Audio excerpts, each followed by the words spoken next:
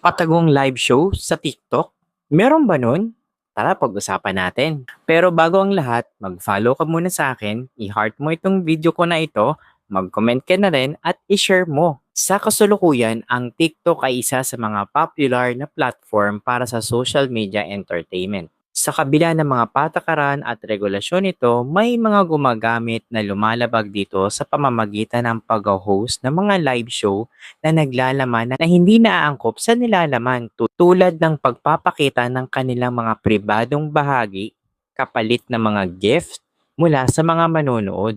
Ang ganitong kalakaran ay nagiging sanhi ng maraming issue, hindi lamang para sa TikTok kung hindi pati na rin sa mga komunidad nito. Isa sa mga pangunahing dahilan kung bakit nakakalusot ang ganitong uri ng nilalaman ay ang kakulangan ng epektibong pagsubaybay mula sa TikTok. Bagamat mayroong sistema para i-report ang hindi naaangkop na nilalaman, maaaring hindi ito sapat upang mapigilan ang lahat ng paglabag. Ang anonymity na ibinibigay ng internet ay nagbibigay daan para sa ilang tao na makagawa ng mga bagay na hindi nila gagawin ng harapan.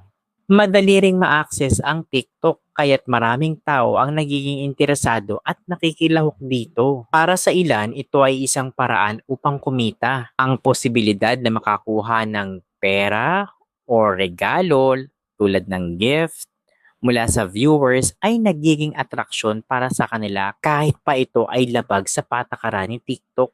Dapat pala kasi ni TikTok ang kanilang moderation tools upang mas madaling matukoy at ma-report ang mga live shows na may hindi nakakaangkop na nilalaman. Maaring gumamit sila ng AI technology upang otomatikong suriin nila ang content bago pa man ito mai-broadcast. Dapat maging mahigpit sa TikTok sa pagpapatupad ng kanilang terms and conditions.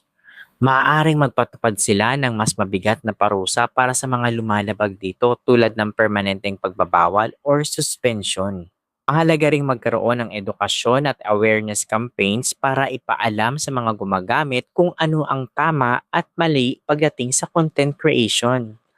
Ang pagkakaroon ng kaalaman tungkol dito ay makakatulong upang maiwasan ang paglahok sa ganitong uri ng aktibidad dito sa TikTok. Dapat hikayatin ni TikTok ang kanilang komunidad na mag-report kapag may nakita silang hindi nakakaangkop na nilalaman ito. Ang pagkakaroon ng mas madaling paraan upang ma-report ay makakatulong upang mapabilis ang aksyon laban dito. Sa malalang kaso, maaaring makipagtulungan si TikTok kasama ang mga ahensya ng batas upang tugunan ang mga seryosong paglabag o krimen kaugnay nito. Ang pagdagsa ng mga live show na naglalaman ng hindi nakakaangkop na nilalaman ay isang seryosong issue para kay TikTok at dapat itong tugunan ng maagap at epektibo. Sa pamamagitan ng pagpapalakas ng kanilang monitoring system, mas mahigpit na pagpapatupad ng patakaran at pagtutok ng edukasyon at community engagement, maaari nilang mapanatili ang integridad at kaligtasan ng kanilang platform.